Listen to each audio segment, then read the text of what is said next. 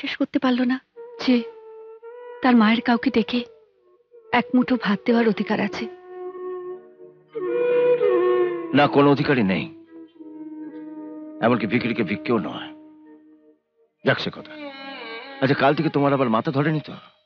ভাবছি কলকাতা থেকে একবার কেদার ডাক্তারকে ডেকে আনবো। আচ্ছা, তুমি কি উমার সামনে কেষ্টকে কিছু বলেছিলে? কই না তো। ও হ্যাঁ হ্যাঁ হ্যাঁ, কেষ্টকে এ বাড়িতে আসতে বারণ করেছিল। মানে তুমি তো দেখেছো দাদা বউঠান কিরম রাগ করে, তো সেখানে উমাও ছিল। তাই বলে মুখের ভাত ফেলে কেশ। একি একি বলছো? তুমি তাকে মারবে নাকি? এবারের মতো ছেড়ে দিন, আর কোনোদিন এ বাড়িতে আসবো না আমি। আসবি না? মার, বাস বাস বাস বাস খেতে বাস। কুসুম, যাই দাদা বাবু।